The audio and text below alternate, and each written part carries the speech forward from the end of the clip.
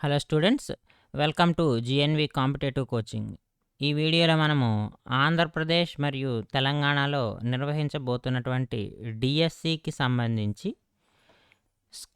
Secondary grade టీచర్స్లో mathematics సంబంధించిన syllabus విశ్లేషిద్దాము.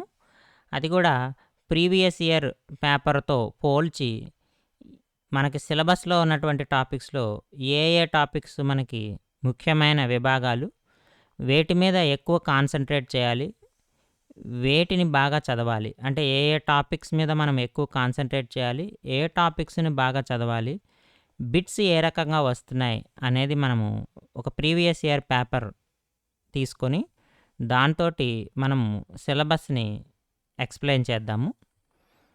So ఈ video పూర్తిగా సెకండరీ గ్రేడ్ టీచర్స్ ఎవరైతే ఎగ్జామినేషన్కి ప్రిపేర్ అవుతున్నారో, మ్యాథ్స్ అలాగే నాన్ మ్యాథ్స్ విద్యార్థులు వాళ్ళందరికీ కూడా ఉపయోగపడుతుంది. కాబట్టి ఈ వీడియోని మొదటి నుంచి చివరి దాకా చూడండి.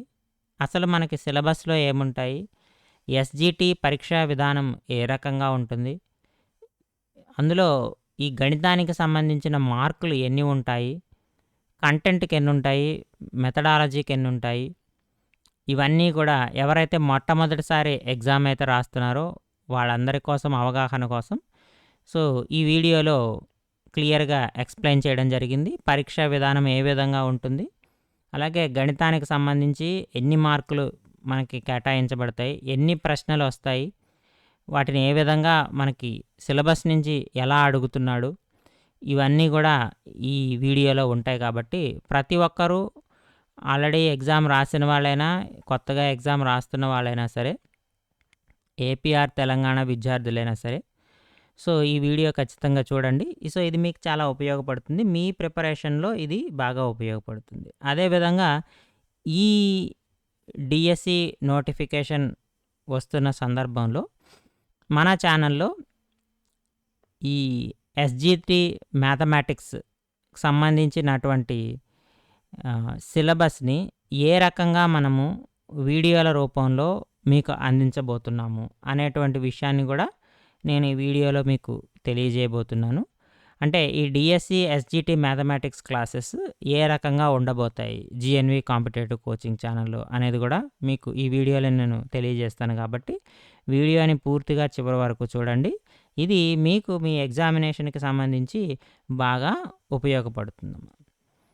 సో డిఎస్సి మ్యాథమెటిక్స్లో మనకి సెకండరీ గ్రేడ్ టీచర్స్, అలాగే స్కూల్ అసిస్టెంట్స్, టీజీటీ, పీజీటీ ఇవి కూడా ఉంటాయి. సో వాటికి సంబంధించిన సిలబస్ ఎక్స్ప్లెనేషన్కి విడిగా నేను వీడియో చేస్తాను. సో ఈ వీడియోలో మాత్రం పూర్తిగా ఎస్జిటి ఎవరైతే ప్రిపేర్ అవుతున్నారో వాళ్ళకి సంబంధించి ఎస్జిటి ప్రీవియస్ ఇయర్ పేపర్ తీసుకొని నేను ఇక్కడ ఎక్స్ప్లెయిన్ చేస్తున్నాను. సో ఎస్జిటి సిలబస్లో మనకి ఎగ్జామినేషన్ ప్యాటర్న్ 80 మార్క్స్కి ఉంటుంది. ఇది మనందరికీ తెలిసిన విషయమే. లేదు అంటే 80 మార్క్స్ అనేది మనకి ఉంటుంది. సో 80 మార్క్స్కి పేపర్ ఉన్నప్పుడు ఈ 80 మార్క్స్ని ఎట్లా డివిజన్ చేస్తారు అంటే 80 మార్క్స్లో 8 మార్క్స్ మనకి జీకే మరియు కరెంట్ అఫైర్స్ మీద అడగడం జరుగుతుంది. అయితే ఈ 8 మార్కులు ఇస్తున్నాడు కదా, 8 ప్రశ్నలు ఉంటాయా అంటే 8 ప్రశ్నలు ఉండవు, 16 ప్రశ్నలు అడుగుతాడు. ఎన్ని క్వశ్చన్స్ అడుగుతాడు? 16 క్వశ్చన్స్ అడుగుతాడు. Each question carries half mark. Each question carries half mark. So ఒక్కొక్క ప్రశ్న అర మార్కు మాత్రమే ఉంటుంది. అంటే 80 మార్కులు ఉన్నాయంటే 80 ప్రశ్నలు కాదు మనం రాసేది. ఎన్ని ప్రశ్నలు రాస్తాము? 160 ప్రశ్నలు మనము రాయవలసి ఉంటుంది. ఇది మెయిన్ ఇంపార్టెంట్ థింగ్. 80 మార్క్స్కి పేపర్ అంటే నెంబర్ ఆఫ్ క్వశ్చన్స్ మనకి 160 ఉంటాయి. ఒక్కొక్క క్వశ్చన్కి మనకి మార్క్స్ ఎన్ని ఉంటాయంటే హాఫ్ మార్క్ ఉంటుంది. ఇది మొదటి విషయం. ఈ 80 మార్క్స్ని మళ్ళీ ఎట్లా డివిజన్ చేశారు అంటే 8 మార్కులకి జీకే మరియు కరెంట్ అఫైర్స్. జనరల్ నాలెడ్జ్ అంటాడు కానీ మ్యాక్సిమం మనకి 5 to 6 బిట్స్ కరెంట్ అఫైర్స్ నుంచే వస్తాయమ్మా. అంటే ఒక 1 or 2 ఇయర్స్ కరెంట్ అఫైర్స్ మనము అయితే ఇందులో మనం ప్రిపేర్ అవ్వి ఉండాల్సింది. ఒక 1 ఇయర్ ముందున్నటువంటి కరెంట్ అఫైర్స్, 6 మంత్స్ ఉన్నటువంటి కరెంట్ అఫైర్స్ ఏవైతే ఉంటాయో, అంటే రీసెంట్‌గా జరిగినటువంటి విషయాలు ఏవైతే ఉంటాయో వాటి మీద ఎక్కువ క్వెషన్స్ వస్తాయి. అలాగే స్పోర్ట్స్‌కి సంబంధించినటువంటి క్వెషన్స్ వస్తాయి. లేదా బడ్జెట్‌కి సంబంధించిన విషయాలొస్తాయి. సో, కాబట్టి ఈ జీకే అండ్ కరెంట్ అఫైర్స్ ఏవైతే ఉంటాయో వాటి మీద మనకి 16 క్వెషన్స్ అయితే వస్తాయమ్మా. నెక్స్ట్ పర్స్పెక్టివ్స్ ఇన్ ఎడ్యుకేషన్ మీద 4 మార్క్స్ ఉన్నాయి. వీటిని 8 క్వెషన్స్ వస్తాయి. 4 మార్క్స్‌కి 8 క్వెషన్స్ అడుగుతాడు. 8 క్వెషన్స్‌కి 4 మార్క్స్ అనమాట.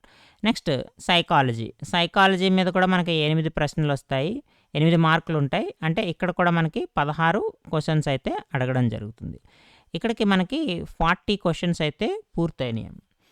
నెక్స్ట్ కంటెంట్ అండ్ మెథడాలజీకి సంబంధించి 60 మార్క్స్ ఉంటాయి. ఈ 60 మార్కులు 40 మార్కులు కంటెంట్‌కి అయితే 20 మార్కులు మెథడాలజీకి. ఏమిటి ఈ కంటెంట్ అండ్ మెథడాలజీ 60 మార్క్స్ మళ్ళీ దేనికి సంబంధించి ఉంటాయంటే, ఈ కంటెంట్ అండ్ మెథడాలజీ మళ్ళీ మనకి 5 పార్ట్స్‌గా డివైడ్ అయి ఉంటుంది. సో, ఈ కంటెంట్ అండ్ మెథడాలజీలో మళ్ళీ 5 పార్ట్స్ అనేవి మనకు ఉంటాయి. ఇది ప్రతి ఒక్క ఎస్‌జీటీ ఎగ్జామ్ రాసే వాళ్ళందరికీ ఇంచుమించు కామన్‌గా ఉంటుంది. Current affairs, perspective education, educational psychology ఎలా అయితే 8, 4, 8 అంటే 16 ప్రశ్నలు, తర్వాత 8 ప్రశ్నలు, తర్వాత 16 ప్రశ్నలు అడిగిన తర్వాత మనకి కంటెంట్ అండ్ మెథడాలజీ స్టార్ట్ అవుతాయి. ఇవి 5 విభాగాలు ఉంటాయి. అవి ఏ రకంగా ఉంటాయి అనేది కూడా మనం ఇప్పుడు తెలుసుకోబోతున్నాం. చూడండి, ఆల్రెడీ మనం చెప్పుకున్నాం కదా, జనరల్ నాలెడ్జ్, కరెంట్ అఫైర్స్ 8 మార్కులకి ఇస్తే, పర్స్పెక్టివ్ ఎడ్యుకేషను 4 మార్కులకి ఇస్తే, ఎడ్యుకేషనల్ సైకాలజీ మళ్ళీ 8 మార్కులకి ఇస్తే, తర్వాత మనం కంటెంట్ అండ్ మెథడాలజీస్ అన్నీ కలిపి 60 మార్కులు అని చెప్పాం. ఆ 60 మార్కులు మళ్ళీ ఇవి 5 విభాగాలన్నమాట. పార్ట్ 4 వచ్చేసి it is the optional language. Optional language అంటే తెలుగు కావచ్చమ్మా, హిందీ కావచ్చు, ఉర్దూ కావచ్చు, తమిళ్ కావచ్చు, కన్నడ, ఒరియా ఇలా ఉన్నాయి. సో, ఆప్షనల్ లాంగ్వేజ్ ఏదో ఒకటి. సో, మనది ఏదైతే మనకి 10th క్లాస్‌లో మనం తీసుకుంటామో ఆ లాంగ్వేజ్ సాధారణంగా తీసుకుంటారు ఎవరైనా గానీ. సో, ఆ ఆప్షనల్ లాంగ్వేజ్ ఇక్కడ మనం చూస్ చేసుకుంటాం. మీరు తెలుగు లాంగ్వేజ్ అయితే తెలుగుకి సంబంధించినటువంటి కంటెంట్, మెథడాలజీ వస్తుంది. అంటే తెలుగు లాంగ్వేజ్ సంబంధించి 8 కంటెంట్ బిట్స్ వస్తాయి. 4 మెథడాలజీ మార్క్స్ వస్తాయి. టోటల్‌గా Telugu or Hindi or Urdu or any language మనకి 12 మార్క్స్ అయితే దాన్ని అడగడం జరుగుతుంది. 12 మార్క్స్‌కి ఇస్తున్నాడంటే క్వెషన్స్ ఎన్ని అవుతాయమ్మా? 24 క్వెషన్స్ అవుతాయి.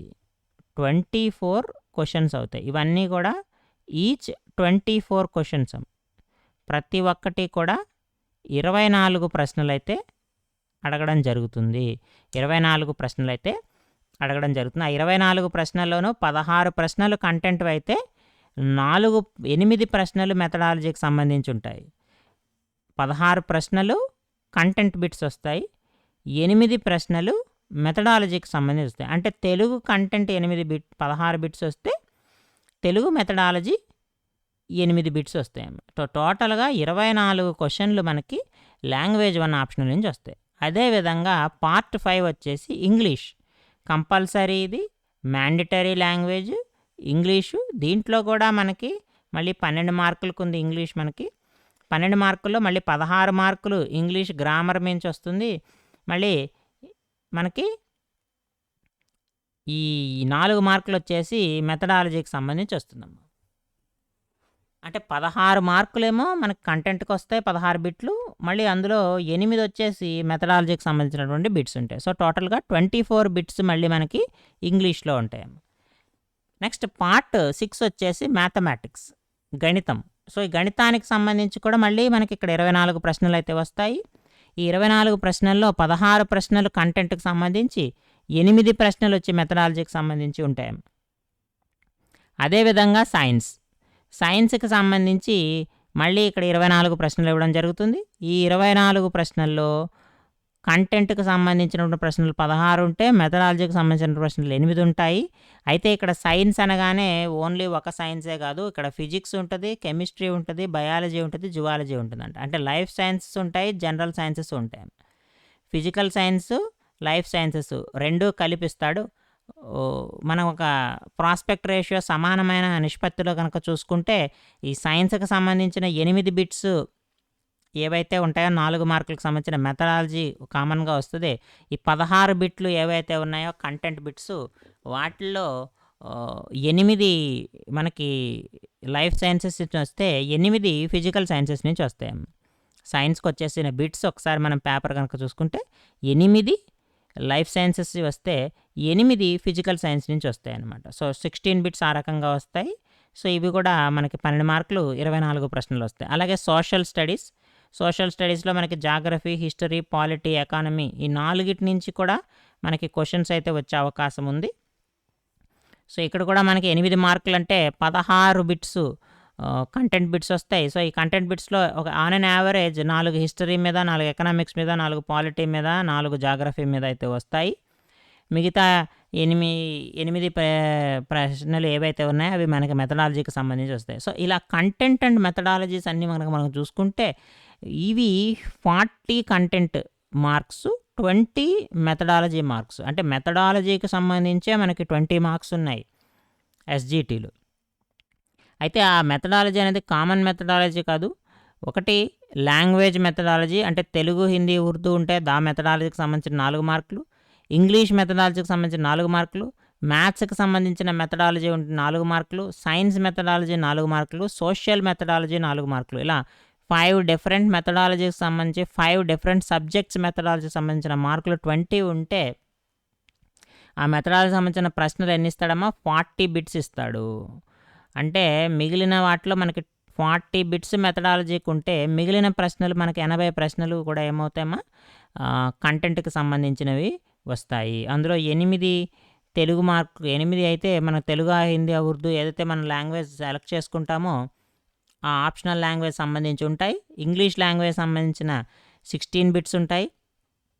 మ్యాథ్స్కి సంబంధించి 16 బిట్స్, సైన్స్కి సంబంధించిన 16 బిట్స్, అలాగే సోషల్కి సంబంధించిన 16 బిట్స్. ఇది ఎస్జిటి పేపర్ ఎవరైతే అటెంప్ట్ చేస్తున్నారో వాళ్ళందరూ కూడా తెలుసుకోవాల్సింది. ఏ రకంగా మనకి పేపర్ వస్తుంది, ఎన్ని విభాగాలు ఉంటాయి. మొత్తంగా మనకి ఇక్కడ 8 విభాగాలు అయితే ఇవ్వడం జరిగింది. 8 పార్ట్స్ ఉంటాయి ఇక్కడ. 8 పార్ట్స్ ఇది. సో పార్ట్ 1లో general knowledge and current affairs, part 2లో పర్స్పెక్టివ్స్ ఇన్ ఎడ్యుకేషన్, పార్ట్ 3లో ఎడ్యుకేషన్ సైకాలజీ. ఇవి కామన్గా ఉంటాయి. లాంగ్వేజ్ 1 అనేది మనం సెలెక్ట్ చేసుకున్న లాంగ్వేజ్. తర్వాత English mandatory, maths mandatory, science mandatory, social mandatory. So 8 parts ఉంటాయమ్మా. సో 8 పార్ట్స్ కవర్ చేస్తూ మనకి 160 బిట్స్ అయితే ఇస్తాడు. ఈచ్ బిట్ హాఫ్ మార్క్ ఉంటుంది. సో టోటల్గా 80 మార్క్స్కి అయితే మనము పేపర్ అయితే అటెంప్ట్ చేస్తాము. సో వీటిల్లో మనకి చూడండి, మనము మన ఛానల్లో మెయిన్గా ఈ GK and current affairs topic మనం కవర్ చేస్తాము. అలాగే ఇంగ్లీష్ లాంగ్వేజ్ కవర్ చేస్తాము, బోత్ కంటెంట్ అండ్ మెథడాలజీ. అలాగే మ్యాథమెటిక్స్ కంటెంట్ అండ్ మెథడాలజీ. ముఖ్యంగా నేను మ్యాథ్స్ చెప్తాను కాబట్టి ఈ ఛానల్ ద్వారా ఈ వీడియోలో పర్టికులర్గా మ్యాథ్స్లో కంటెంట్ సిలబస్ ఏముంది, ఆ కంటెంట్ సిలబస్ ఉంటే క్వశ్చన్స్ ఎలా వస్తున్నాయి. ఒక previous year paper last year 2025లో నిర్వహించిన డిఎస్సి పేపర్ తీసుకున్నాను నేను. సో డిఎస్సి పేపర్ తీసుకొని ఆ పేపర్ ఆధారంగా ఈ సిలబస్ ఎలా ఇచ్చాడు, ఏ ఏ టాపిక్స్ నుంచి ప్రశ్నలు ఎక్కువ వస్తున్నాయి, వేటికి ఇంపార్టెన్స్ ఉంది, ఏవి మనం బాగా చదవాలి, ఈ విషయాలన్నీ కూడా మనము ఈ వీడియోలో అయితే డిస్కస్ చేస్తాం. సో ఇది ఎస్జిటి పరీక్ష జరిగేటువంటి విధానము మోడల్ అది. సో ఇప్పుడు మనము మన వీడియోలోకి వద్దాం. ఏంటంటే మ్యాథ్స్ ఎస్జిటికి సంబంధించినటువంటి కంటెంట్ సిలబస్ ఏముంటుంది. కంటెంట్ సిలబస్ 6 విభాగాలు అయితే ఉంటాయి, 6 చాప్టర్స్ అయితే ఉంటాయి. సో చాప్టర్స్ పేర్లు కూడా మనకు తెలుసు. నెంబర్స్ మొదటి చాప్టరు సంఖ్యలు అంటాం. తర్వాత అర్థమెటిక్ అంకగణితము, జామెట్రీ రేఖాగణితము, డేటా హ్యాండ్లింగ్ అంటే దత్తాంశ నిర్వహణ, ఆల్జీబ్రా బీజగణితము, అలాగే మెన్సురేషన్ క్షేత్రమితి. సో ఇవి 6 విభాగాలు, 6 చాప్టర్స్. ఈ 6 చాప్టర్స్ నుంచే మనకి 16 బిట్లు ఏవైతే మనం అనుకున్నామో ఆ 16 బిట్స్ అయితే మనకి ఇవ్వడం జరుగుతుంది. సో మన ఛానల్లో మరి ఇక్కడ మనకి చాలా డౌట్స్ ఉన్నాయి. ఈ ఎస్జిటి పేపర్ అవ్వనివ్వండి, లేదా స్కూల్ అసిస్టెంట్ కానివ్వండి. ఇక్కడ మనకి సిలబస్ ఒకటి మారింది, కొత్త పుస్తకాలు అయితే వచ్చినాయి. అలాగే అంటే ఓల్డ్ బుక్స్ చదవాలా, న్యూ బుక్స్ చదవాలా అనే డౌట్ వస్తుంది. అలాగే మెటీరియల్ చదువుకోవాలా, లేకపోతే అకాడమీ టెక్స్ట్ బుక్స్ ఏమైనా చదవాలా అనే డౌట్ వస్తుంది. లేదా only previous year questions prepare అయితే సరిపోతుంది అనేటువంటి రకరకాల డౌట్స్ అనేవి మనకి ఎగ్జామినేషన్ అటెండ్ అయ్యేటప్పుడు వస్తూ ఉంటాయి. సో ఇక్కడ మనకి సిలబస్ చేంజ్ అయినా 100% సిలబస్ ఎక్కడా చేంజ్ అవ్వదు, 50% చేంజ్ అవ్వదు, ఓన్లీ ఒక 5% మాత్రమే చేంజ్ అవుతుంది. సిలబస్ చేంజ్ అంటే 5 to 10%, 10% కూడా ఉండదు, మ్యాక్సిమం 5% సిలబస్ చేంజ్ అవుతుంది. సో కాబట్టి మీరు ఓల్డ్ బుక్స్ చదివినా, న్యూ బుక్స్ చదివినా పెద్ద వేరియేషన్ అంటూ ఏముండదు. సో కాబట్టి ఆ డౌట్ అనేది మీరు మైండ్లో ఉంచుకోవాల్సిన అవసరం లేదు. ఎందుకంటే సిలబస్ మారింది కాబట్టి కొత్త సిలబస్ నుంచి ఏమైనా ఇస్తాడనేది అది వదిలేసేయండి. ఎందుకంటే సిలబస్ అనేది జస్ట్ ఒక 5% మారుతుంది. ఎందుకంటే ఇప్పుడు మ్యాథ్స్ ఉంది, మ్యాథ్స్లో న్యాచురల్ నెంబర్స్, రియల్ నెంబర్స్ ఇవన్నీ ఉంటాయి, వీటి ఎవరిని మార్చలేరు. అర్థమెటిక్ ఉంది, అంకగణితం ఉంది, అలాగే జామెట్రీ ఉంది, లైన్ అంటాము, ట్రయాంగిల్ అంటాము, సర్కిల్ అంటాము, ఇవన్నీ ఉంటాయి. సో వీటిని ఎవరు మార్చరు, జస్ట్ స్లైట్ చేంజెస్ వస్తాయి. ఒక టాపిక్ యాడ్ చేయడమో, ఒక టాపిక్ డిలీట్ చేయడమో జరుగుతుంది తప్ప సిలబస్ చేంజ్ అంటే 100% సిలబస్ అయితే చేంజ్ కాదు. సో జస్ట్ 5% వరకు చేంజ్ వస్తుంది. సో కాబట్టి సిలబస్ చేంజ్ గురించి దానికి సంబంధించి మనం ఇబ్బంది పడాల్సిన పని లేదు. ఓల్డ్ బుక్స్ చదవాలా, న్యూ బుక్స్ చదవాలనేది. Next material. సో మనం మెటీరియల్స్ ఏదైనా మనం దొరికితే అది చదవడము, దానికంటే కూడా సో అందుకనే ఇక్కడ మన ఛానల్లో మనం ఏం చేస్తున్నామంటే ఈ రెండిటి మధ్య ఇబ్బంది పడకుండా ఇక్కడ మనము అకాడమీ టెక్స్ట్ బుక్స్ 6th నుంచి ఇంటర్ వరకు అని ఎందుకంటున్నామంటే మామూలుగా ఎస్జీటీకి అయితే 6th to 10th క్లాస్ సరిపోతుంది. ఎస్జీటీకి 6th నుంచి 10th క్లాసు, 6th నుంచి ఇంటర్ వరకు మనకి స్కూల్ అసిస్టెంట్కి అయితే సరిపోతుంది. సో కాబట్టి ఇక్కడ అకాడమిక్ టెక్స్ట్ బుక్స్లో ఆల్రెడీ నేను వీడియోస్ అయితే స్టార్ట్ చేశాను. 6th క్లాస్ 1 నుంచి 5th క్లాస్ వరకు ఏవైతే బేసిక్స్ ఉంటాయో వాటన్నిటినీ కూడా కంపైల్ చేస్తూ ఒక వీడియో అయితే చేయడం జరిగింది నేను.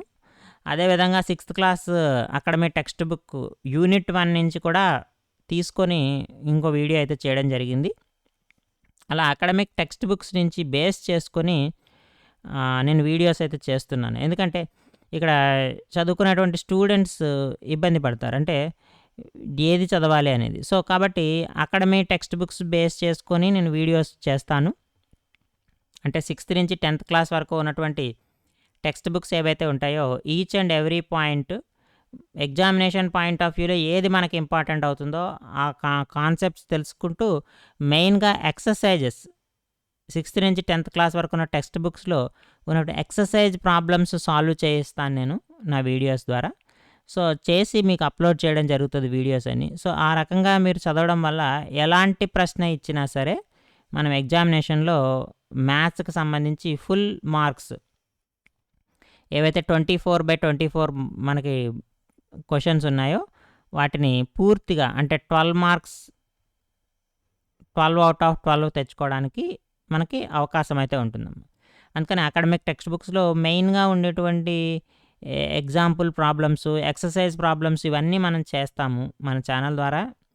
సో కాబట్టి ఇవన్నీ ప్రాక్టీస్ చేయడం ద్వారా మనకి ఈ ఎలాంటి ప్రశ్న ఇచ్చినా సరే ఆన్సర్ చేయగలిగేటువంటి అవకాశం అయితే ఉంటుంది. తర్వాత నెక్స్ట్ మరి మనం ఓన్లీ అకాడమిక్ టెక్స్ట్ బుక్స్ మీదే పోతూ ఉంటే మరి సిలబస్కి సంబంధించి కవర్ చేసుకోవాలి కదా. కాబట్టి అకాడమిక్ టెక్స్ట్ బుక్ సంబంధించిన వీడియోస్ వస్తూ ఉంటాయి. అదేవిధంగా సిలబస్ కూడా మనము సిలబస్లోకి సంబంధించిన టాపిక్స్ కూడా తీసుకొని వాటి మీద కూడా మనం వీడియోస్ చేస్తూ ఉంటాం.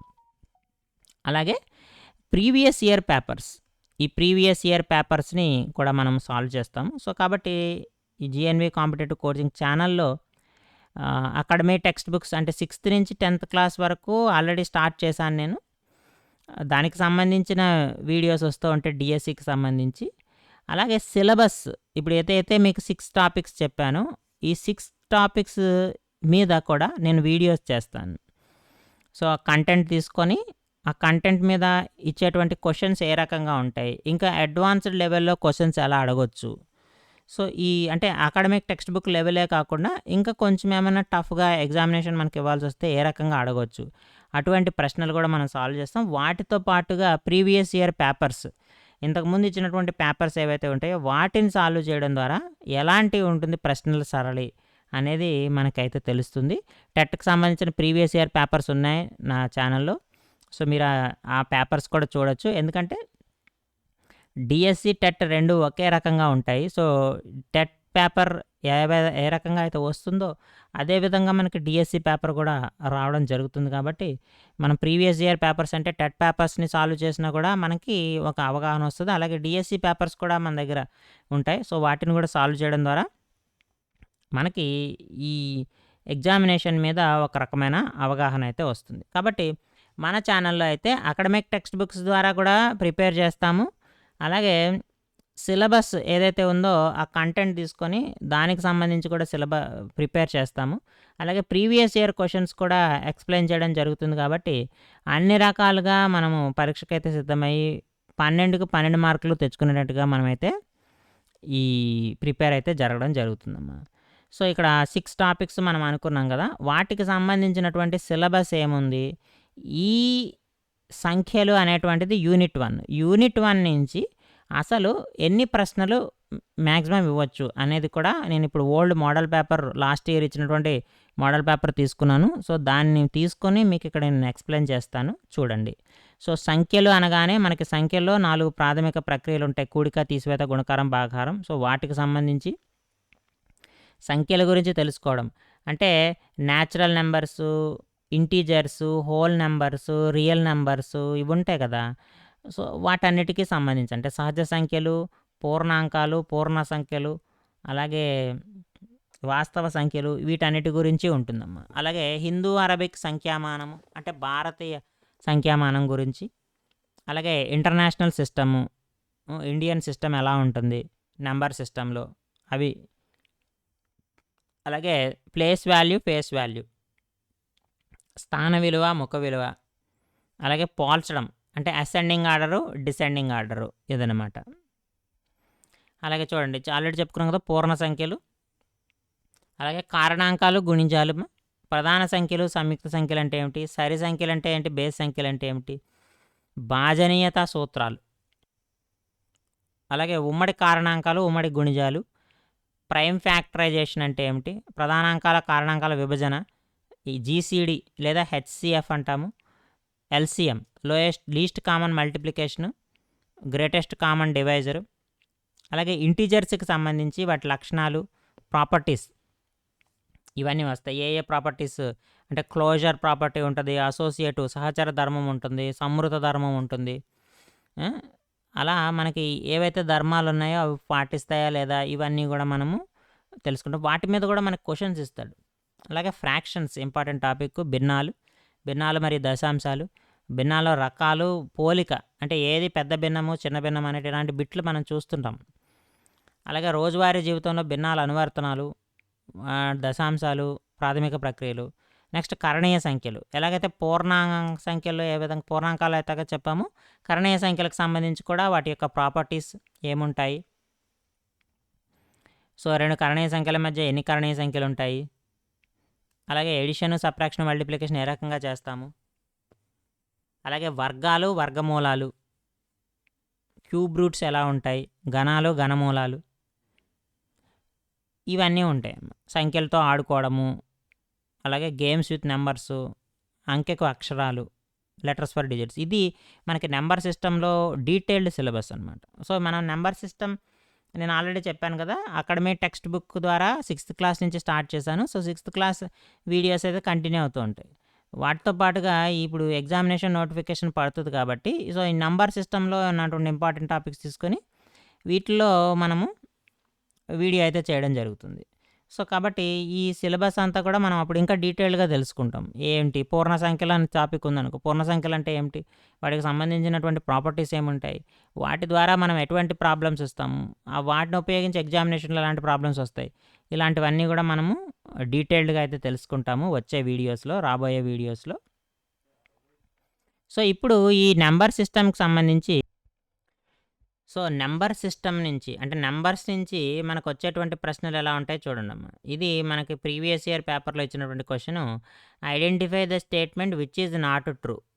అంటే క్రింది వాటిలో సత్యము కాని ప్రవచనాన్ని చూడండి ఎలా ఇస్తున్నాడో మనకి నంబర్స్ నుంచి ఎలా వస్తున్నాయో చూడండి. Number of factors of a given number is finite. ఒక సంఖ్య యొక్క కారణాంకాల సంఖ్య పరిమితము అంటున్నాడు. ఇది కరెక్టా కాదా అని. కారణాంకాలు పరిమితంగానే ఉంటాయి కదమ్మా. కాబట్టి ఇది స్టేట్మెంట్ 1 అనేది మనకి కరెక్ట్. అలాగే number of multiples of a given number is infinite. సంఖ్య యొక్క గుణిజాల సంఖ్య అనంతము. కరెక్టే కదమ్మా. గుణిజాలు అనంతం ఉంటాయి, కారణాంకాలు మాత్రము పరిమితంగా ఉంటాయి. ఎందుకంటే 6 ఉందనుకో, 6 ఈజ్ ఈక్వల్ టు 2 ఇంటూ 3 అని రాస్తాం. అంటే 2, 3 కారణాంకము, 6 ఒక కారణాంకం అవుతుంది, 1 కూడా ఒక కారణాంకం అవుతుంది. సో పరిమితంగా ఉంటాయి, 4 ఉంటాయి. 6 2 ఇంటూ 3 రాస్తాం కదమ్మా. 6 ఇంటూ 1 కూడా రాయొచ్చు. కాబట్టి దీనికి కారణాంకాలు ఎన్నైనాయి? 4 అయినాయి. సో 4 కారణాంకాలు పరిమితంగా ఉంటాయి. అదే గుణిజాలు అన్నామనుకో, 6 యొక్క గుణిజాలు 6, 12, 18 ఇలా వెళ్ళిపోతుంది. 24, 30, 36 అండ్ సో ఆన్. సో కాబట్టి అనంతంగా ఉంటాయి గుణిజాలు. Next, every multiple of a number is less than or equal to that number. Less than or equal to సంఖ్యకు సమానం లేదా తక్కువగా ఉంటుందమ్మా? ఉండదు కదా. కానీ కారణాంకం అయితే ఉంటుంది. కారణాంకం అయితే ఇచ్చిన సంఖ్య కంటే తక్కువ లేదా సమానంగా ఉంటుంది కారణాంకము. ఎందుకంటే ఇక్కడ చూడండి, 6 యొక్క కారణాంకాలు 1, 2, 3, 6 అయింది. ఇచ్చిన సంఖ్యకి సమానంగా ఉంది, అలాగే ఉంది. కానీ గుణిజం అనేది ఇచ్చిన సంఖ్యకి తక్కువ ఉంటుందా? 6 యొక్క గుణిజం 6 కంటే తక్కువ ఉంటుందా? ఉండదు కదా. కాబట్టి 3 తప్పు, అసత్య ప్రవచనం. కాబట్టి 3 ఇక్కడ మనకి కరెక్ట్ ఆన్సర్ అవుతుంది. ఇక్కడ ఈ ఒక్క క్వశ్చన్లో, ఒక ప్రశ్నలో మనకి ఎన్ని టాపిక్స్ కవర్ అయినాయో ఒకసారి మీరు అబ్జర్వ్ చేయండి. మనం సంఖ్యలకు సంబంధించి నెంబర్స్ అనేటువంటి సిలబస్ చూసాం కదా. ఆ సిలబస్లో మనకి ఇక్కడ ఎన్ని టాపిక్స్ కవర్ అయినాయి చూడమ్మా. ప్రధాన కారణాంకాల విభజన తెలిసుండాలి. అలాగే మనకి ఫ్యాక్టర్స్, కారణాంకాలు అంటే ఏమిటి, గుణిజాలు అంటే ఏమిటి తెలిసి ఉండాలి.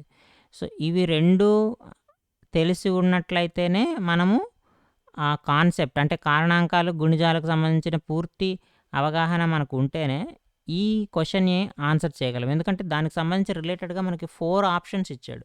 వాటిలో ఏది ట్రూ ఆర్ ఫాల్స్ అని అడుగుతున్నాడు. కాబట్టి కారణాంకాలు, గుణిజాలు, ఫ్యాక్టర్స్, మల్టిపుల్స్కి సంబంధించిన పూర్తి అవగాహన ఉన్నప్పుడు మాత్రమే మనము ఈ క్వశ్చన్ని మనము సాల్వ్ అయితే చేయొచ్చు. ఇది నెంబర్స్ నుంచి వచ్చిందమ్మా. అంటే ఫస్ట్ యూనిట్ నుంచి వచ్చింది మనకిది. నెక్స్ట్, ఇది కూడా నెంబర్స్ నుంచే వచ్చింది.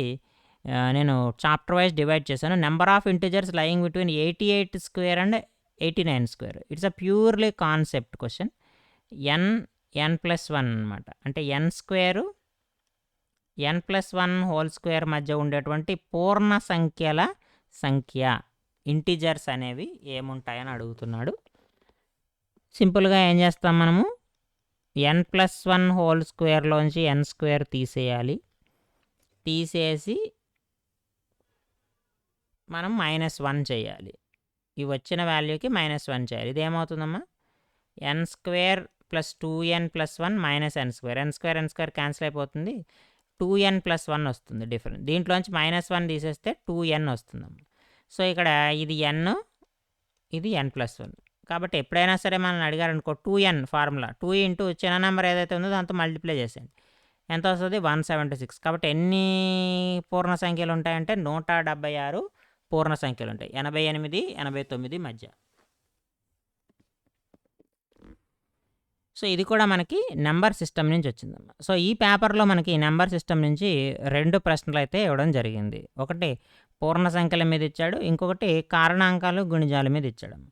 సో అంటే దీని అర్థం ఏంటి, నెంబర్ సిస్టమ్ నుంచి మనకి 2 నుంచి 3 ప్రశ్నలు అయితే వస్తాయనే విషయం తెలుస్తుంది. అంటే first chapter is the most important chapter. దాంట్లో ఎన్నో టాపిక్స్ ఉన్నాయి. సో వాటిల్లో మనకి 2 నుంచి 3 ప్రశ్నలు అయితే వస్తున్నాయి. ఆ ప్రశ్నలు ఎట్లా ఉంటాయి, కారణాంకాలు, గుణిజాలు ఇచ్చాడు, పూర్ణ సంఖ్యల మీద ఇచ్చాడు ఇక్కడ ఈ పర్టికులర్ పేపర్లో. ఇంకొక పేపర్లో ఫ్యాక్టర్స్ మీద ఇవ్వచ్చు, లేదా డెసిమల్ సిస్టమ్ మీద ఇవ్వచ్చు, దశాంశాలు ఉన్నాయి, ఆవర్తనం కాని దశాంశం ఉంది. సో అలాంటి వాటి మీద బిట్స్ ఇచ్చేటువంటి అవకాశం ఉంది. అలా కొన్ని ఇంపార్టెంట్ టాపిక్స్ ఉంటే వాటిని మనం సిలబస్ పూర్తి స్థాయిలో చెప్పినప్పుడు వాటిని మనం కవర్ చేయడం అయితే జరుగుతుంది. నెక్స్ట్ రెండో యూనిట్లో చూడండి, రెండో యూనిట్ వచ్చేసి మనకి అంకగణితము అంటాం, అర్థమెటిక్ అంటాం. ఈ అర్థమెటిక్ బ్రాడ్గా డివైడ్ చేస్తే 4-5 టాపిక్స్ ఉంటాయమ్మ. అందులో మొదటిది బాడ్మాస్ రూల్. సో బాడ్మాస్ సూత్రం ఉపయోగించి సింప్లిఫికేషన్ ఎలా చేయాలనేటువంటి ప్రాబ్లమ్స్ ఇస్తాడమ్మ. నిష్పత్తి మరియు అనుపాతాలు, నిష్పత్తి అనుపాతాల ప్రాబ్లమ్స్ ఎట్లా ఉంటాయో మనకు తెలుసు, రేషియో ప్రపోర్షన్ ప్రాబ్లమ్స్. సో వాటిని మనం చూస్తూ ఉన్నాం. సో ఆ మోడల్ ప్రాబ్లమ్స్ అయితే ఇవ్వచ్చు. సో నిష్పత్తి అనుపాతాల్లో కూడా మనకి 2-3 రకాలు ఉన్నాయి. సో ఆ 2-3 టైప్స్ నేర్చుకుంటే ఏ ప్రాబ్లం ఇచ్చినా చేయొచ్చు మనం. నెక్స్ట్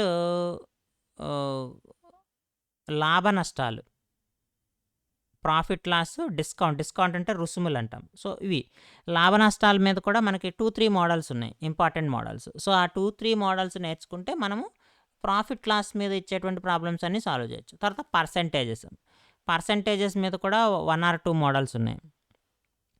నెక్స్ట్ బారు వడ్డీ, చక్రవడ్డీ, simple interest, compound interest. So దీని మీద కూడా మనకి 2-3 రకాల మోడల్స్ ఉన్నాయి. సో ఇక్కడ ప్రతి ఒక్కటి నిష్పత్తి అనుపాతాలు ఒక 3 మోడల్స్ ఉంటాయి ఇంపార్టెంట్వి. అలాగే పర్సంటేజెస్ మీద ఒక 3 మోడల్స్ ఉంటాయి. ప్రాఫిట్ లాస్, డిస్కౌంట్ ప్రాబ్లమ్స్ మీద ఒక 3 ఇంపార్టెంట్ మోడల్స్ ఉంటాయి. అలాగే సింపుల్ ఇంట్రెస్ట్, కాంపౌండ్ ఇంట్రెస్ట్ ఉంటుంది, వాటి మీద ఒక 2-3 మోడల్స్ ఉంటాయి. సో ఇవి మనం నేర్చుకుంటే ఈ అంకగణితం నుంచి ఏ ప్రాబ్లం ఇచ్చినా సాల్వ్ చేయొచ్చు. ఎందుకంటే ఇక్కడ అంకగణితానికి వెయిటేజ్ తక్కువ ఉంటుంది. ఇందులో వచ్చేటువంటి ప్రశ్నలు ఏంటంటే 1 లేదా 2 కంటెంట్ టాపిక్స్ ఎక్కువ ఉన్నాయి. బట్ ఇందులో వచ్చేటువంటి క్వశ్చన్స్ 1 or 2 అంటే రేషియో ప్రపోర్షన్, పర్సంటేజెస్ ఇవ్వచ్చు, లేదా ప్రాఫిట్ లాస్,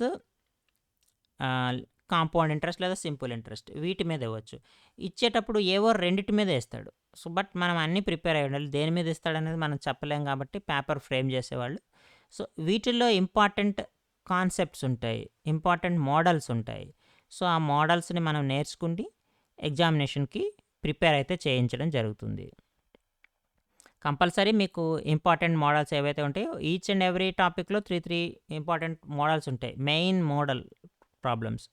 సో వాటిని మీకు ప్రాక్టీస్ చేయించడం, ఆ ప్రాక్టీస్ చేయించడం ద్వారా వాటి మీద ఒక అవగాహన వస్తుంది. ఇప్పుడు రేషియో అండ్ ప్రపోర్షన్ అన్నారనుకో, నిష్పత్తి అనుపాతం మీద బేసిక్ మోడల్ ఉంటుంది, మీడియం లెవెల్ టఫ్నెస్ ఉంటుంది, తర్వాత హైయెస్ట్ లెవెల్ టఫ్నెస్ మనం వెళ్ళం, మనకు పేపర్లో కూడా ఇవ్వడు. ఎందుకంటే ఇది అప్ టు 10th క్లాస్ వరకే ఉంటుంది కాబట్టి లెవెల్ ఆఫ్ టఫ్నెస్ తక్కువ ఉంటుంది.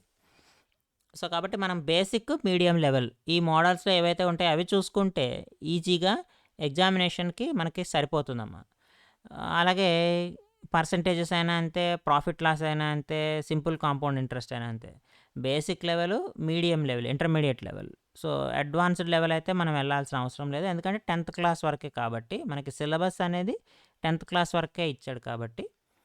సో మనకి బేసిక్ ప్లస్ మీడియం లెవెల్లో మనం చదువుకుంటే ఎస్జిటిని ఈజీగా, మ్యాథ్స్ని మనం ఈజీగా అయితే మంచి మార్క్స్ అయితే స్కోర్ చేయొచ్చు.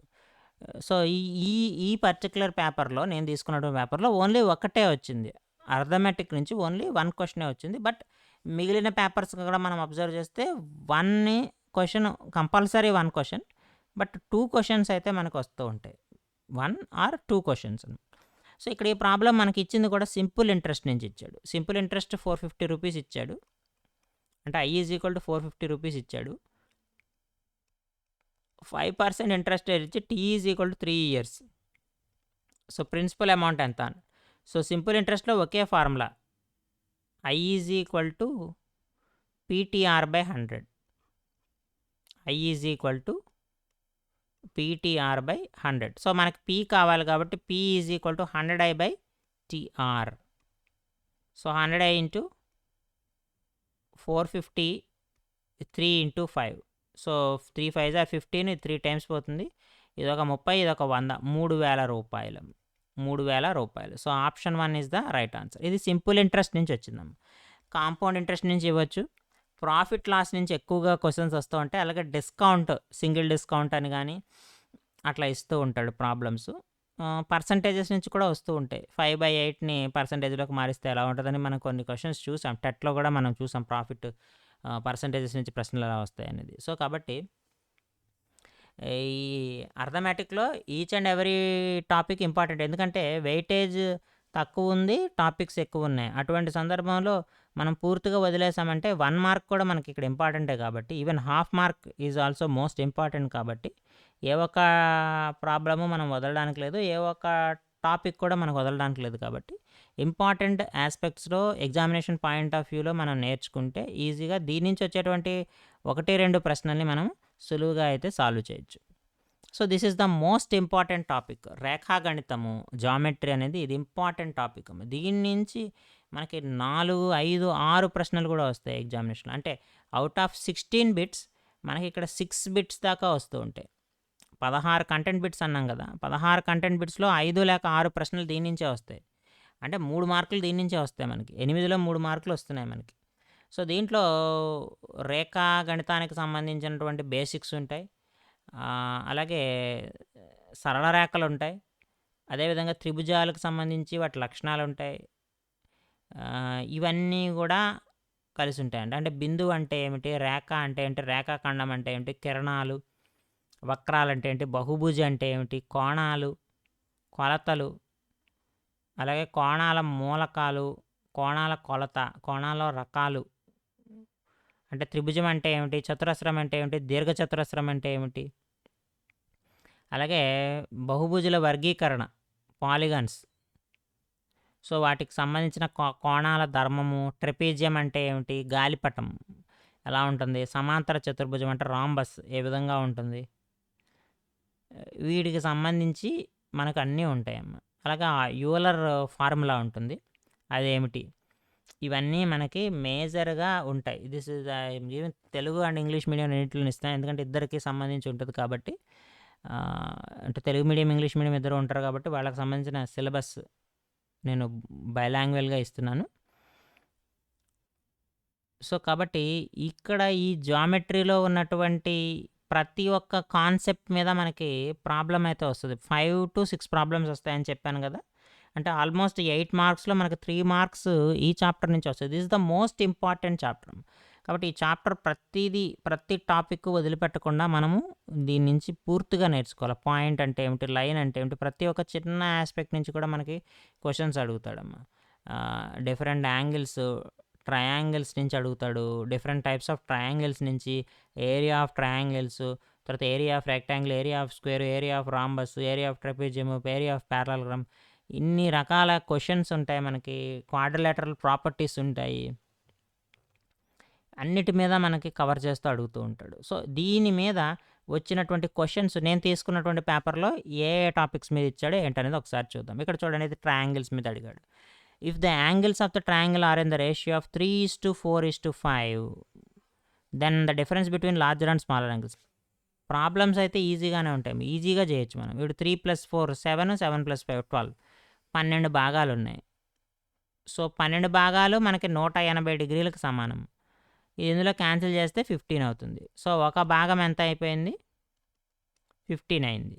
సో, ఇప్పుడు మనం ఏం చేయమంటున్నాడు, అతి పెద్ద అతి చిన్న కోణాల మధ్య తేడా అంటే 5 - 3 ఎన్ని భాగాలు ఉంది, 2 పార్ట్స్ ఉంది. సో, 2 పార్ట్స్ అంటే ఎంతమ్మా, 15 × 2 ఎంత, 30. సో, కాబట్టి ఆన్సర్ ఎంత, 30 degrees.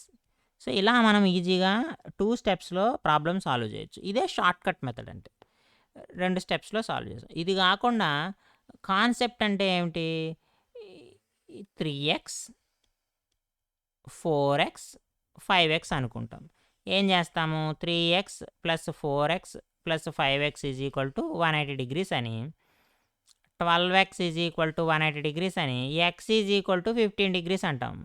ఇక్కడ 1 పార్ట్ 15 degrees అన్నాము, x 15 degrees అన్నాం. దీనికి దానికి వేరియేషన్ ఏమీ లే. ఇక్కడ జస్ట్ మనము ఒక వేరియబుల్తో మల్టిప్లై చేసి ఆ వేరియబుల్ వాల్యూని ఫైండ్ అవుట్ చేస్తాము.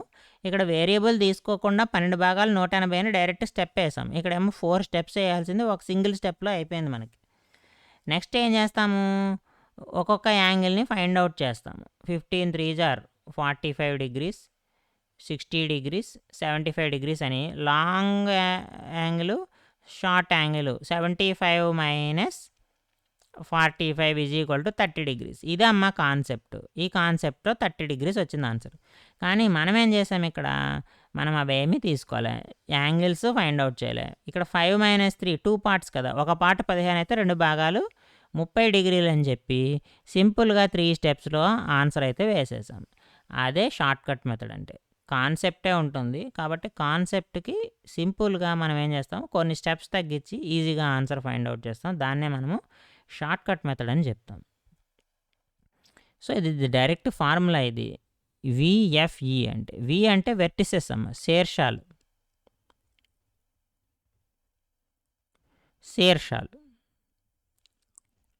ఈ అంటే ఎడ్జెస్, అంచులు.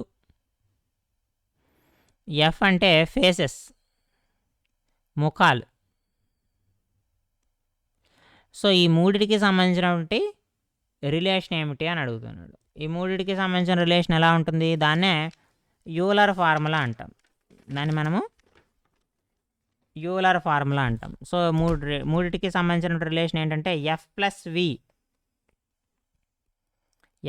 వి is equal to E plus 2. F plus V is equal to E plus 2 అవుతుంది. దీన్నే మనం ఏమంటాము, యూలర్ రూల్ అంటాం, లేదా యూలర్స్ ఫార్ములా అంటాం.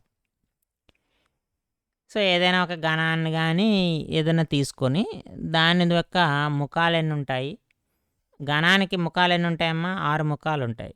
అలాగే శీర్షాలు ఎన్ని ఉంటాయి, 8 ఉంటాయి. 6 + 8 14, అంచులు 12 ఉంటాయి. 12 + 2 14, 6 + 8 14, 12 + 2 14, సరిపోయింది కదా. సో అలా ఆ విధంగా మనము అంచులు, శీర్షాలు, ముఖాలు సంబంధించిన రిలేషన్ ద్వారా మనము ఫైండ్ అవుట్ చేయొచ్చు. నెక్స్ట్ ప్యారలలోగ్రామ్ నుంచి ఇచ్చాడు, సమాంతర చతుర్భుజం నుంచి ఇచ్చాడు. సో ఆసన్న కోణాలు, పక్కపక్క భుజాలు 4:5 అయితే ఇక్కడ ఏమవుతుందమ్మా, 9 పార్ట్స్ 180 డిగ్రీస్ అవుతుంది. సో 1 పార్ట్ ఏమవుతుంది, 20 అవుతుంది. చిన్న కోణం అన్నాడు, 4 పార్ట్స్ ఎంత అయింది, 80 డిగ్రీస్ అయింది. సో 3 స్టెప్స్లో ఆన్సర్ అయిపోయింది. Option 4 is the right answer. కాన్సెప్చువల్గా అయితే ఏం చేస్తాము, 4x తీసుకుంటాం, 5x తీసుకుంటాం. 4x + 5x = 180 తీసుకొని x 20 డిగ్రీస్ అంటాం. 4x అంటే 80 డిగ్రీస్ అని ఇలా క్యాలిక్యులేట్ చేస్తాం. సో ఎలా చేసినా ఒకటే. నెక్స్ట్ లంబకోణ త్రిభుజాన్ని ఏర్పరచినవి ఏవి అంటున్నాడు. 3, 4, 5 లంబకోణ త్రిభుజం ఏర్పరుస్తుంది. 7, 24, 25 లంబకోణ త్రిభుజాన్ని ఏర్పరుస్తుంది. 11, 60, 61 లంబకోణ త్రిభుజాన్ని ఏర్పరుస్తుంది. ఏదైతే ఆన్సర్ ఉందో మనకి కావాల్సింది 8, 12, 13. ఎందుకంటే 13 స్క్వేర్ అంటే 169, 12 స్క్వేర్ అంటే 144, 8 స్క్వేర్ అంటే 64. 2 యాడ్ చేస్తే 208 వచ్చింది. 208 169తో సమానం కాదు కాబట్టి 13 square is not equal to 12 square + 8 square. కాబట్టి ఇది లంబకోణ త్రిభుజాన్ని ఏర్పరచలేదు. ఇది డైరెక్ట్గా మనకి పైథాగరస్ థీరం ఉంది. పైథాగరస్ థీరం సాటిస్ఫై అయితే లంబకోణ త్రిభుజాన్ని పాటిస్తుంది, సాటిస్ఫై కాకపోతే కాదు. 3, 4, 5 లంబకోణ త్రిభుజాన్ని పాటిస్తుంది. 7, 24, 25 మనకు తెలుసు. 11, 60, 61 కూడా లంబకోణ త్రిభుజ నియమాన్ని అయితే పాటిస్తుంది. Next LMN are 3 straight lines అమ్మ. L perpendicular to M. So ఇది L అనుకుందాము. Lకి పర్పెండిక్యులర్గా M ఉందన్నాడు కాబట్టి అది కూడా రాస్తాను. ఇంకేమన్నాడు, M is perpendicular to N అంట. Nకి పర్పెండిక్యులర్గా N ఉంది. సో ఇలాగే ఉంటుంది కదా, ఇంక వేరే ఆప్షన్ ఏం లేదు. సో అప్పుడు ఏమైంది, L is parallel to N. So first option correct. M parallel to N అవుతుందా, already M perpendicular to N అన్నాడు. ఇది ఎలా అవుతుంది, 3 ప్యారలల్గా ఎలా ఉంటాయి, L పర్పెండిక్యులర్ టు M అని ఇచ్చాక L పర్పెండిక్యులర్ టు N ఉండే అవకాశం లేదు కాబట్టి L is parallel to N అనేది మనకి రైట్ ఆన్సర్ అవుతుంది. సో ఇవి చూడండి ఎన్ని ప్రశ్నలు ఇచ్చాడు, 1, 2, 3, 4, 5 5 క్వశ్చన్స్ ఇచ్చాడు. ఒక 5 నుంచి 6 ప్రశ్నలు అయితే మనకు వస్తూ ఉంటాయి జామెట్రీ నుంచి. That is the most important chapter in SGT mathematics. తర్వాత డేటా హ్యాండ్లింగ్. దత్తాంశ నిర్వహణ అంటాము. దత్తాంశ నిర్వహణలో మనకి పై చార్ట్స్ ఇస్తాడు, బార్ డయాగ్రామ్స్ ఇచ్చి అడగొచ్చు, లేదా డబుల్ బార్ డయాగ్రామ్స్, పిక్టోగ్రాఫ్స్ ఏమైనా ఇచ్చి అడుగుతాడు. డేటా అనలైజ్ చేయమని అడుగుతాడు, ఆ క్వశ్చన్ వస్తుంది. లేదంటే అర్థమెటిక్ మీన్, అలాగే మోడ్, మీడియన్, అంకగణిత సగటు, మధ్యగతము, బాహుళకము ఇవి కనుక్కోవడము. అలాగే ప్రాబబిలిటీ అనేది జస్ట్ లైట్‌గా టచ్ చేస్తాడు. ఇంపార్టెంట్ బేసిక్స్ టచ్ చేస్తాడు. ఈ డేటా హ్యాండ్లింగ్ నుంచి దీని నుంచి అయితే మనము ఎక్కువ ఎక్స్‌పెక్ట్ చేయడానికి లేదు. బట్ దీని నుంచి క్వెషన్ కంపల్సరీ ఉంటుంది. ఆ వచ్చేటువంటి క్వెషన్ ప్రాబబిలిటీ నుంచి వస్తదా? అర్థమెటిక్ మీన్ నుంచి గానీ, మీడియన్ మోడ్ నుంచి గానీ రావచ్చు. బార్ గ్రాఫ్స్ నుంచి కూడా అవ్వచ్చు. సో, 1 ఆర్ 2 క్వెషన్స్ మనం ఎక్స్‌పెక్ట్ చేయొచ్చు. డేటా హ్యాండ్లింగ్ నుంచి 1 ఆర్ 1 ఆర్ క్వెషన్. అంటే అర్థమెటిక్ నుంచి ఎలాగైతే మనం 1 ఆర్ 2 క్వెషన్స్ ఎక్స్‌పెక్ట్ చేస్తున్నామో, డేటా హ్యాండ్లింగ్ నుంచి కూడా 1 ఆర్ 2 క్వెషన్స్ మనం ఎక్స్‌పెక్ట్ చేయొచ్చు. సో, ఇక్కడ నేను తీసుకున్న పర్టిక్యులర్ పేపర్‌లో క్వెషన్ ఏమిచ్చాడంటే, ప్రాబబిలిటీ నుంచి ఇచ్చాడు. ప్రాబబిలిటీ నుంచి ఒక క్వెషనే ఇవ్వడం జరిగింది డేటా హ్యాండ్లింగ్ నుంచి. సో, ఇక్కడ ఆస్ అంటాం కదా! ఏ అనేటువంటి అక్షరం ఉంటుంది. ఈ ఆసులు 4 ఉంటాయి. మొత్తం కార్డులు 52 ఉంటాయి. సో, కాబట్టి ప్రాబబిలిటీ ఎంత అవుతుందమ్మా? 4/52 1/13 అవుతుంది. So, option 2 is the right answer. అది మనకి ఆశలకు సంబంధించి. సో, కాబట్టి ఇక్కడ మనము దత్తాంశ నిర్వహణ గనక చూసుకుంటే ఇది ఇంపార్టెంట్ టాపికే. దీనికి బట్ చాలా సింపుల్ టాపిక్ కూడా. ఎక్కువ మోడల్స్ ఏమి ఉండవు. అంకగణితము, అర్థమెటిక్ మీన్ ఎలా క్యాలిక్యులేట్ చేయాలి, బహుళకం ఎలా క్యాలిక్యులేట్ చేయాలి, మీడియన్ ఎలా క్యాలిక్యులేట్ చేయాలి. సో, ఈ 3 సింపుల్‌గా ఉంటాయి. తర్వాత రేంజ్ కూడా అడుగుతాడు. రేంజ్ ఎట్లా క్యాలిక్యులేట్ చేయాలని. తర్వాత జస్ట్ డయాగ్రామ్స్ ఉంటాయి కదా! ఆ డయాగ్రామ్స్ ఉపయోగించి డేటా ఎలా తీసుకోవాలి, డేటా ఎలా అనలైజ్ చేయాలి, అనలైజ్ చేసిన డేటాని ఎట్లా ఇంటర్ప్రెట్ చేయాలి, ఇది మెయిన్ థింగ్. సో, దానికి సంబంధించి జస్ట్ 1 ఆర్ 2 సేమ్ మోడలే ఉంటాయి. అంటే ఒక డేటాని అనలైజ్ చేయడం వచ్చేసిందంటే మనకు మిగతా డేటా కూడా ఈజీగా మనం అనలైజ్ చేసేయచ్చు. సో, ప్రాబబిలిటీ నుంచి కూడా సింపుల్ ప్రాబ్లమ్సే ఉంటాయి. సో, కాబట్టి ఇది చాలా చిన్న చాప్టర్ అయినా ఈజీగా ఉన్న దీని నుంచి మనకి 1 ఆర్ 2 క్వెషన్స్ వస్తూ ఉంటాయన్నమాట ఎగ్జామినేషన్‌లో. Next algebra. This is the another important topic. దీంట్లో మనకి 3-4 ప్రశ్నలు వస్తూ ఉంటాయి ఎగ్జామినేషన్‌లో. దీంట్లో 3-4 అంటే ఇక్కడ మీరు చూడండి జామెట్రీ నుంచి 6 వస్తున్నాయి. ఆల్జీబ్రా నుంచి 4 వస్తున్నాయి. అంటే ఆల్మోస్ట్ 16లో 10 క్వెషన్స్ ఈ 2 చాప్టర్స్ నుంచే వస్తున్నాయి మనకి. 16 బిట్స్‌లో 10 బిట్స్ ఆల్మోస్ట్ ఈ 2 చాప్టర్స్ నుంచి వస్తాయి. సో, బీజగణితం ఆల్జీబ్రాలో మనకి ప్యాటర్న్స్, ఇంపార్టెంట్ ఎక్స్‌ప్రెషన్స్, తర్వాత వాటికి సంబంధించినటువంటి factors, quotients, linear equations in one variable, అలాగే దానికి సంబంధించి ఆ వేరియబుల్స్ ఎలా కనుక్కుంటాము, మనకు ఆల్జీబ్రిక్ ఎక్స్‌ప్రెషన్స్ ఉన్నాయి. వాటిని ఏ విధంగా కనుక్కుంటాము, అలాగే ఒక ఏకపదిని ఏకపదితో బహుపదితో గుణించడం, multiplying a monomial by a monomial and a polynomial, అలాగే multiplying a polynomial by a polynomial, next ప్రామాణిక సర్వసమీకరణాలు, వాటి అనువర్తనాలు, స్టాండర్డ్ ఐడెంటిటీస్ ఉంటాయి మనకి. a+b² అంటే a²+b²+2ab అని, వాటికి సంబంధించిన అప్లికేషన్స్, అలా చాలా ఫార్ములాస్ ఉంటాయి. అవన్నీ మనం నేర్చుకుంటాం. Next exponents, powers, laws of exponents, ఇవన్నీ ఉంటాయమ్మ. ఇవన్నీ మనం నేర్చుకుంటే ఈ ఆల్జీబ్రా నుంచి వచ్చేటువంటి ప్రశ్నలన్నీ కూడా మనం ఈజీగా సాల్వ్ చేయొచ్చు. ఇది మనకి ఇచ్చినటువంటి సిలబస్. ఇది 6th నుంచి 10th క్లాస్ వరకు మనకి ఏవైతే ఉంటాయో వాటిని మనం ఇక్కడ నేర్చుకుంటాం. సో, ఇది there is an algebra related problem. యాక్చువల్గా అర్థమెటిక్ ప్రోగ్రెషన్ ఇది 4, 7, 10 అంటే అగ్గిపుల్లలు ఇచ్చి ఏ రకంగా చేయాలంటే తర్వాత వచ్చేటువంటిది ఎంత వస్తుంది, 3 డిఫరెన్స్ ఉంది ఇక్కడ. ఇక్కడ 3 డిఫరెన్స్ ఉంది, ఇక్కడ 3 డిఫరెన్స్ ఉంది, ఇక్కడ 3 డిఫరెన్స్ ఉంది. సో, 3 డిఫరెన్స్ ఉందంటే ఇలాంటి ప్రశ్నలు మనకు ఏమీ తెలియదమ్మా. తెలియనప్పుడు ఏం చేస్తాము, 4 ఉంది కదా ఫస్ట్ నెంబరు, దాన్ని 3+1 అని రాసుకుంటాం. ఇక్కడంతా +1 ఇచ్చాడు కదా, దీన్ని ఏం రాసుకుంటాము, 6+1 రాసుకుంటాను. దీన్ని ఏం రాసుకుంటాను, 9+1 రాసుకుంటాను. తర్వాత దాన్ని ఏం రాసుకుంటాను, 12+1 రాసుకుంటాను. సో, ఇక్కడ మనం చూస్తే ఇది 3 మల్టిపుల్గా ఉంది చూడండి. ఇది 3 × 1 +1గా ఉంది. ఇది 3 × 2 +1గా ఉంది. ఇది 3 × 3 +1గా ఉంది. అంటే టోటల్గా 3n+1 ఫార్మెట్లో ఉంది. సో, 3n+1 ఫార్మెట్ అంటే ఆప్షన్ 1 మనకి రైట్ ఆన్సర్ అవుతుంది. లేదంటే ఇది అర్థమెటిక్ ప్రోగ్రెషన్లో ఉంటుంది. కామన్ డిఫరెన్స్ 3 ఉంటుంది కాబట్టి దాని ద్వారా కూడా మనం జనరల్ టర్మ్ అయితే ఫైండ్ అవుట్ చేయొచ్చు. నెక్స్ట్ ఆల్జీబ్రా రిలేటెడ్ ప్రాబ్లమ్ ఇది కూడా చూడండి. ఇక్కడ ఏమంటున్నాడు, ఈ 2 టర్మ్స్ని ఈ టర్మ్లోంచి తీసేయమంటున్నాడు. అంటే 4z - x + y + z కదా, ఏమవుతుంది, -4zx + 4zy minus 4z plus 4z square.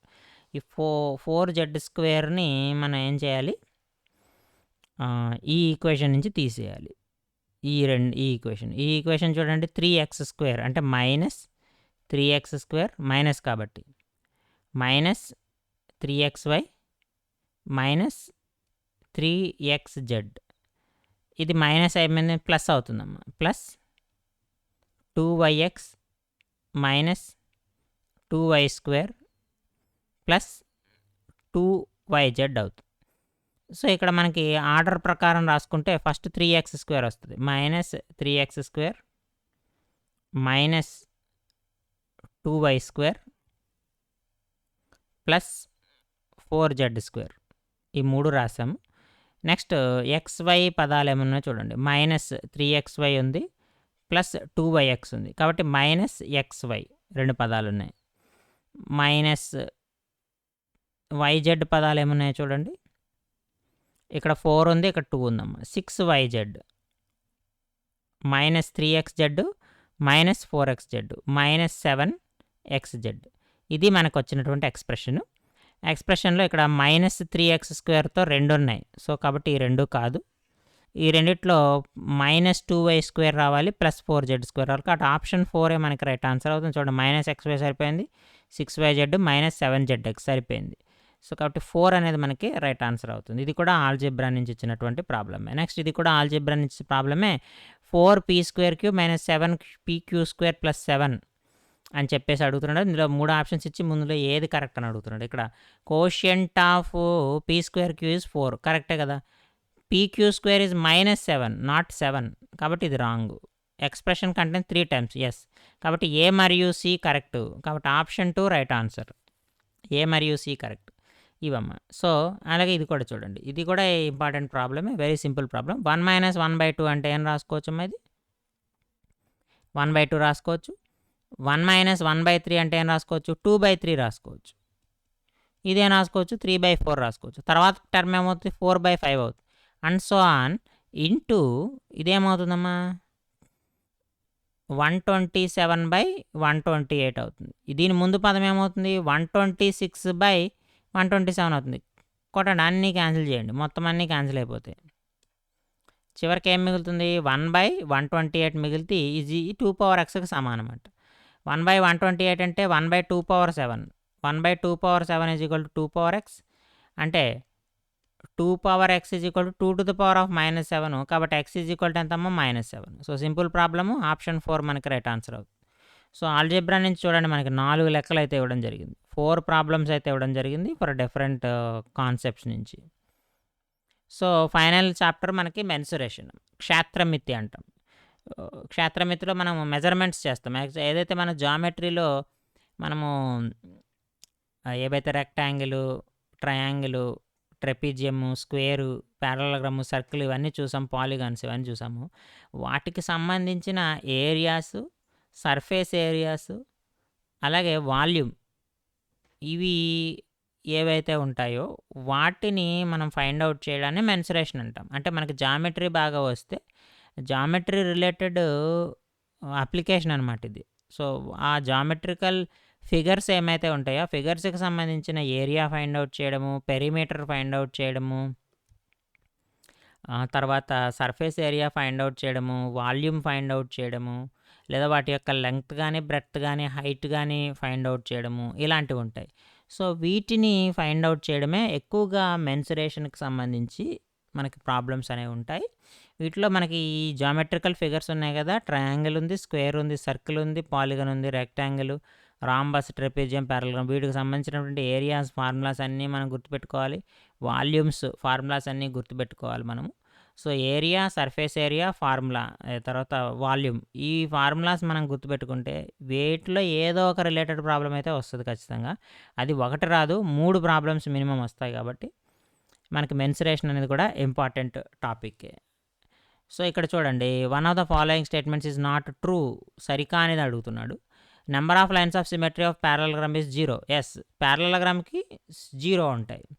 Then angle of rotation of an equilateral triangle is 60 degrees అన్నాడు. 60 degrees కాదమ్మా, 120 degrees. 120 degrees కాబట్టి తప్పు.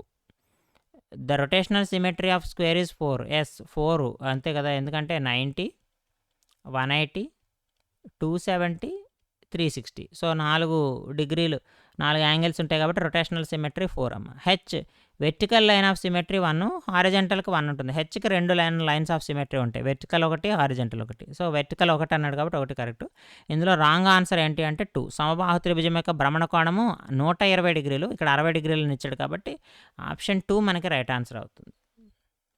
తర్వాత rectangular piece of paper 4 and 2 centimetres. So length 4 centimetres ఇచ్చాడు, breadth వచ్చేసి 2 centimetres ఇచ్చి దాన్ని ఏం చేశాడంటే ఒక స్తూపంగా తయారు చేశాడంట. సో ఇది దీర్ఘచతురస్రము. దీర్ఘచతురస్రం యొక్క ఎత్తు ఇచ్చాడు 2 సెంటీమీటర్లు ఇచ్చాడు. అంటే 2 సెంటీమీటర్లను ఎందుకు ఇచ్చాడు? 2 సెంటీమీటర్లు వెడల్పుకు సమానం. వెడల్పుకు సమానం అంటే ఇలా చుట్టాడు అనమాట దీర్ఘచతురస్రాన్ని. ఎప్పుడైతే ఇలా చుట్టాడో ఈ h is equal to 2 centimetres. Okay, దాంట్లో ఏం డౌట్ లేదు మనకి. సో మనకి వాల్యూమ్ కనుక్కోవాలంటే పై ఆర్ స్క్వేర్ హెచ్.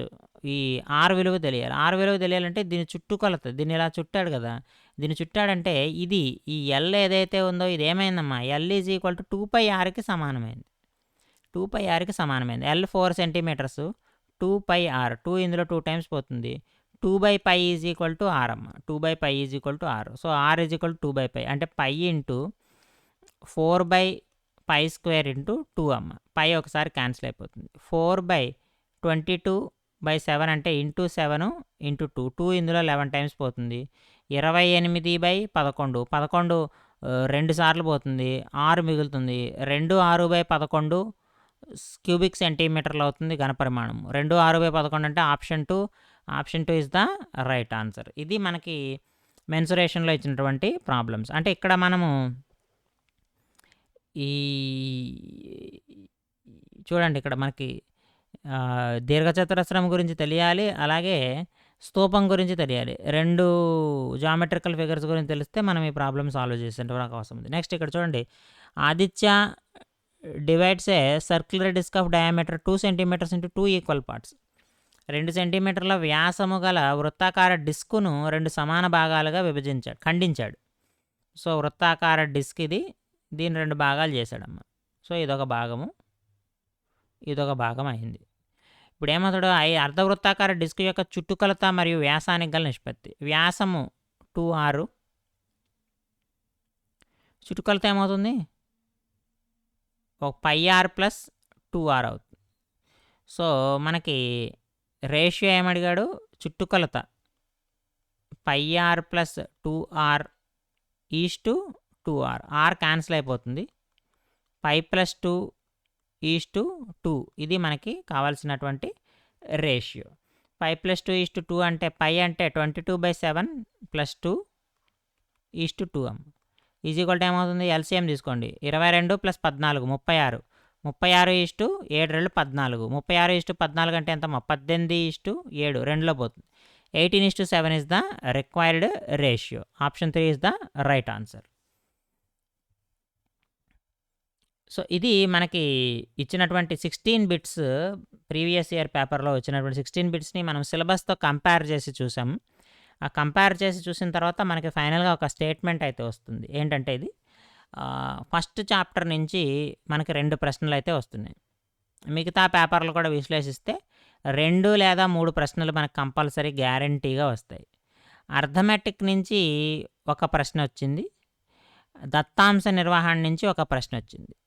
అంటే లీస్ట్ పాజిబుల్ ఉన్నవి మనకి 2 చాప్టర్స్ కనబడుతున్నాయి. అంటే తక్కువ ప్రాధాన్యత కలిగినటువంటి చాప్టర్స్. అధిక ప్రాధాన్యత ఉన్నటువంటి చాప్టర్స్ ఏమిటంటే జామెట్రీ, దీంట్లో 5 ప్రశ్నలు వచ్చినాయి.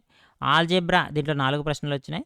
మెన్సురేషన్ దీంట్లో 3 ప్రశ్నలు వచ్చినాయి. సో ఈ 3 కలిపి మనకి దాదాపు 16లో 12 ప్రశ్నలు వచ్చినాయి. అంటే జామెట్రీ, రేఖాగణితం నుంచి, బీజగణితం నుంచి, క్షేత్రమితి నుంచి మనకి 12 ప్రశ్నలు వచ్చినాయి. 12 ప్రశ్నలు వచ్చినాయి 16లో. మిగిలిన 4 ప్రశ్నలు మిగిలిన 3 యూనిట్స్ నుంచి వచ్చినాయి. అంటే ఈ 3 చాప్టర్స్ ఎంత ఇంపార్టెంట్ చూడండి. ఈ not only this particular paper, ప్రతి పేపర్లో కూడా మనకి జామెట్రీ, మెన్సురేషన్ నుంచి ఆల్మోస్ట్ 8-9 ప్రాబ్లమ్స్ వస్తాయి. మిగిలిన 3 ఆర్ 4 ప్రాబ్లమ్స్ మనకి ఆల్జీబ్రా నుంచి వస్తాయి. సో, కాబట్టి these 3 are most important topics. Geometry గానీ, ఆల్జీబ్రా గానీ, మెన్సురేషన్ గానీ మనకి ఆల్మోస్ట్ 10-12 క్వెషన్స్ ఈ 3 చాప్టర్స్ నుంచి వస్తాయి. మిగిలిన 5-6 క్వెషన్స్ అయితే నంబర్స్ నుంచి, అలాగే అర్థమెటిక్, అలాగే డేటా హ్యాండ్లింగ్ నుంచి అయితే వస్తాయి. సో, కాబట్టి లీస్ట్ ప్రియారిటీ ఉన్నటువంటి టాపిక్స్ ఏంటంటే అర్థమెటిక్, డేటా హ్యాండ్లింగ్. అలాగని మనము 1 మార్క్ కూడా మనము మిస్ చేసుకోలేము కదా! Even 1 mark is most important. Half mark కూడా మనకి ఇక్కడ ఇంపార్టెంట్ కాబట్టి బిట్స్ అన్నీ హాఫ్ మార్క్ కాబట్టి మనకి ప్రతి ఒక్క టాపిక్, ప్రతి ఒక్క చాప్టర్ ఇంపార్టెంటే. కాబట్టి నేను చెప్పినట్టుగా మన ఛానల్లో ఎలా అయితే 6th నుంచి 10th క్లాస్ వరకు ఉన్నటువంటి text books level, academic text books level knowledge based videos కూడా వస్తూ ఉంటాయి. అలాగే సిలబస్ బేస్ చేసుకొని కూడా వీడియోస్ చేస్తూ ఉంటాము. అలాగే ప్రీవియస్ ఇయర్ క్వశ్చన్స్. సో, 3 రకాలుగా మనము ఈ ఛానల్ ద్వారా కోచింగ్ ఇవ్వడం అయితే జరుగుతుంది. అకాడమిక్ టెక్స్ట్ బుక్స్ బేస్ చేసుకొని ఇస్తాము. సిలబస్ బేస్ చేసుకొని, అదేవిధంగా previous year question papers base చేసుకొని.